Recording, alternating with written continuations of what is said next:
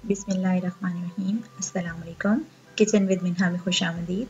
आज हम बनाएंगे खुश खुबानी की चटनी और इसको हम केचप की जगह पर इस्तेमाल कर सकते हैं। बहुत ज़्यादा ये हेल्दी है हमारे लिए। बच्चों में हमें इस तरह की चीज़ें खाने की आदत जो है उसको प्रमोट करना चाहिए क्योंकि ये ज़्यादा हेल्दी है।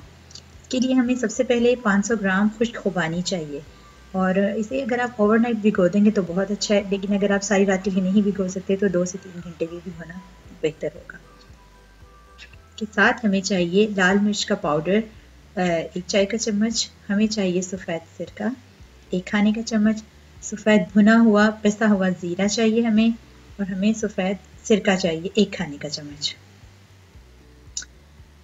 500 ग्राम्स हमें पानी चाहिए, तकरीबन ये 2 से 3 ग्लास बन जाते हैं, और हमें इसके साथ 250 ग्राम यानी 1 पाव चीनी चाहिए।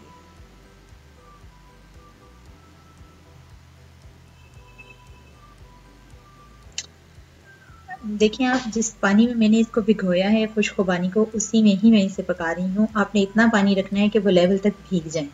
तो अब मैंने इसको एक कुकिंग पैन में ऐड कर दिया है। ऊपर से मैं चीनी डाल रही हूँ। इसमें हमारा सफ़ेद ज़ीरा जो है वो भुना हुआ मैंने डाल दिया। इसको आपने ड्राई रोस्ट करके इसका पाउडर बना लेना है। रेड चिली फ्लेक्स जा रहे हैं, यानी कि धड़ा मिर्च जो होती है सुर्ख, वो। इसमें हमने डाला है काली मिर्च, और ये इसमें पानी भी चले गया।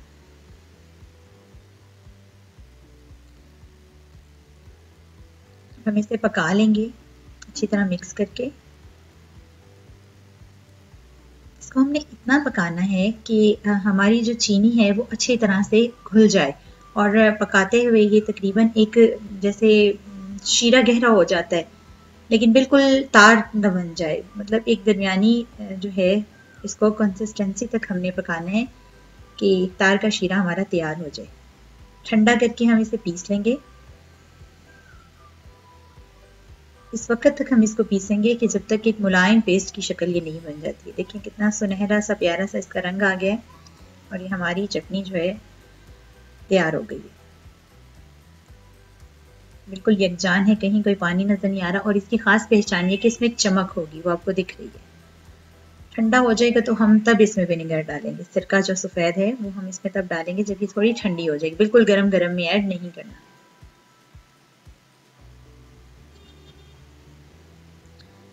नमक अगर आपको पसंद है तो हस्बे जायका 1 चुटकी आप इसमें ऐड कर सकते हैं, अगर नहीं पसंद तो मत डालें।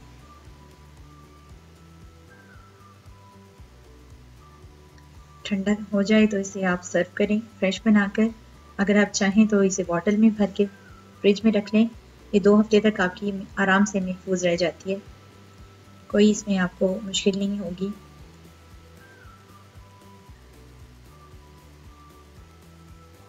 किसी भी एयरटाइट जार में इसे आप डालें और आराम से रख दें। आप शाम की चाय के साथ सर्व कर सकते हैं, स्नैक्स के साथ, आप पकौड़ों के साथ इसे सर्व कर सकते हैं, और ये कि हेल्दी भी है।